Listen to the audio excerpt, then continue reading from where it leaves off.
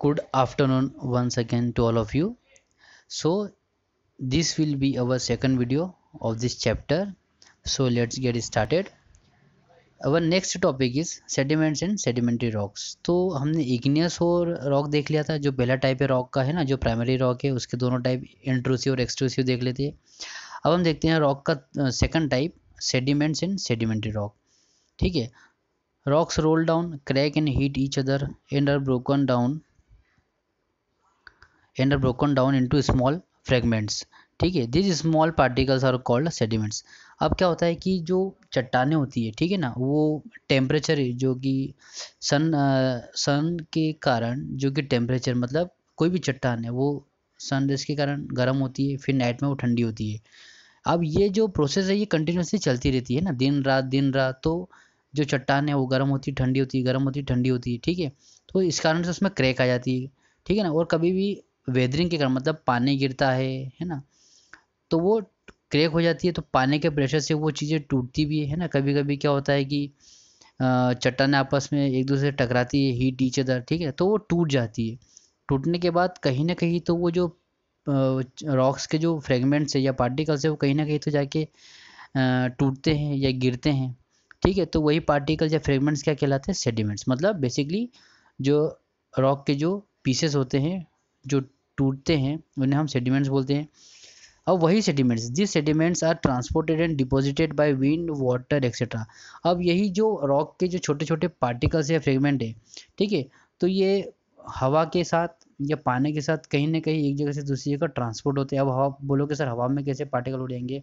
तो बहुत fine particles होते हैं रॉक के भी, है ना। हवा में कभी कभी देखते हो ना, छोटे छोटे पत्थर के बिल्कुल फाइन टुकड़े भी उड़ जाते हैं। तो मैं उन्हीं पार्टिकल्स की बात कर रहा हूँ। अब यही पानी बरसात में पानी के कारण या हवा के कारण, है ना, कहीं ना कहीं तो जाके ये हवा पानी के साथ ट्रांसपोर्ट होते हैं। This loose sediments are compressed in harden to form layers of rock. और कहीं ना कहीं जब हवा चलना बंद हो जाती है या पानी का फोर्स कभी ना कभी तो रुकता होगा ना, बहता हुआ पानी कहीं ना कहीं तो जाके जाके इकट्ठा होता है ना।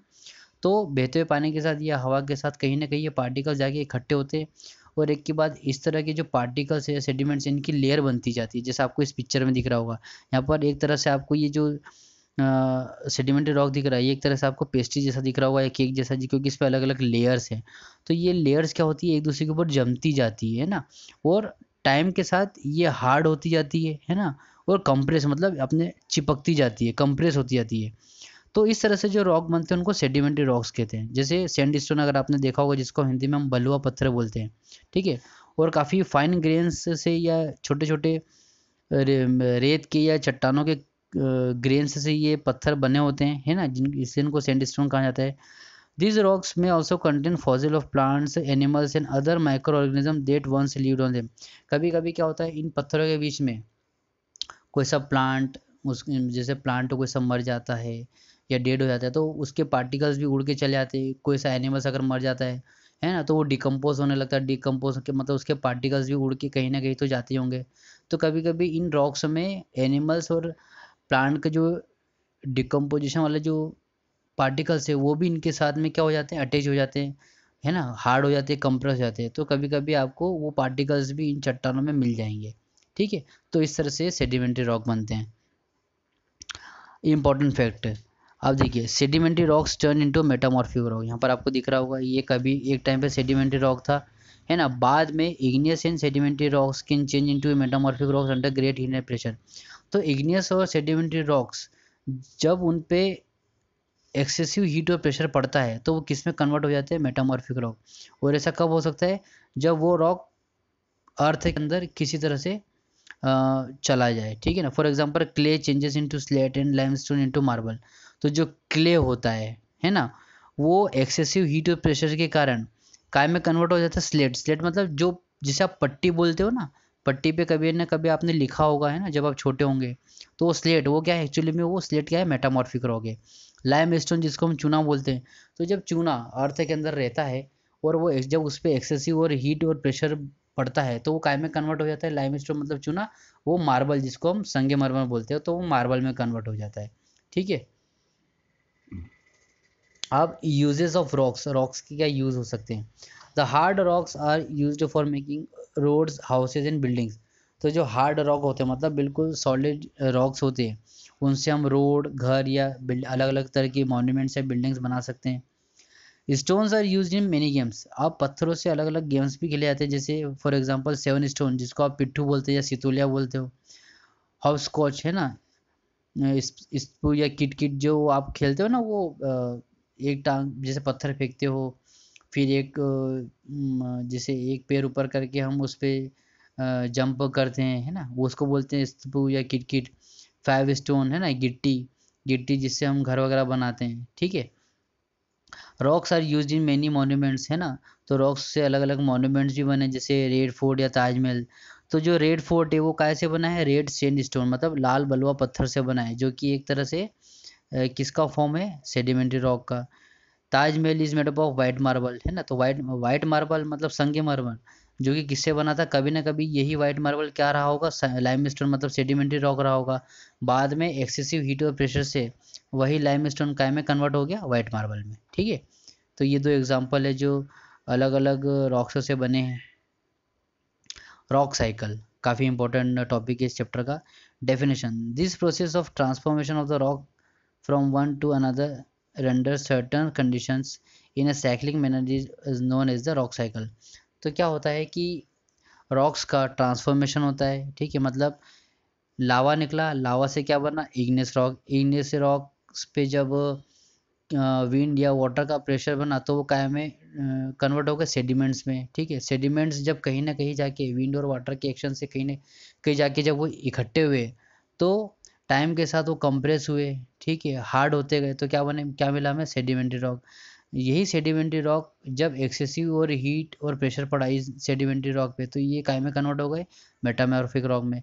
मेटामॉर्फिक रॉक पे जब और एक्सेसिव हीट और प्रेशर पड़ा तो वापस ये काय में कन्वर्ट हो गए, लावा में। तो ये रॉक साइकिल जो चलता रहता है, ठीक है, यहाँ पर आपको क्लियर हो जाएगा।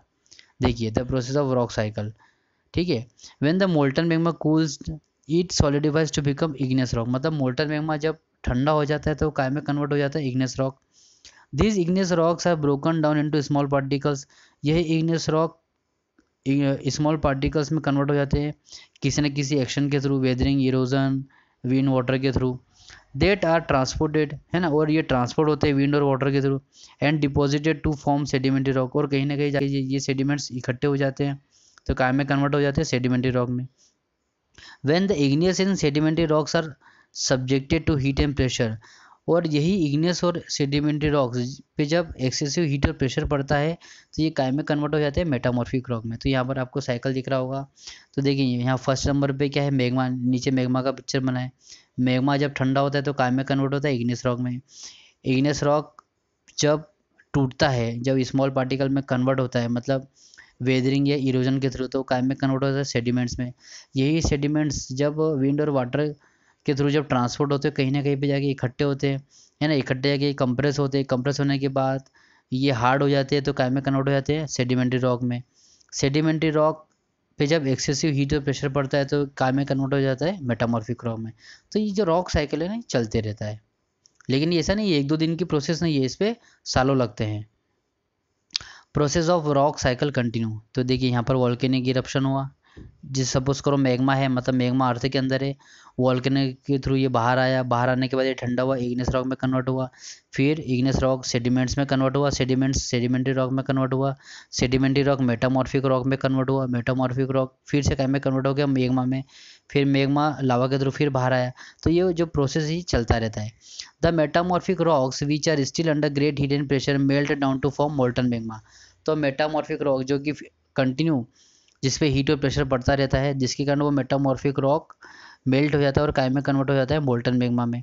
This molten magma again can cool down and solidify into igneous rock, और यही मोल्टन मैग्मा वोल्केनिक इरप्शन के थ्रू फिर से बाहर आता है, एटमॉस्फेयर के कांटेक्ट में आने के बाद ये ठंडा हो जाता है और फिर काय में कन्वर्ट हो जाता है, प्राइमरी रॉक, जिसको हम इग्नियस रॉक बोलते हैं, ठीक है।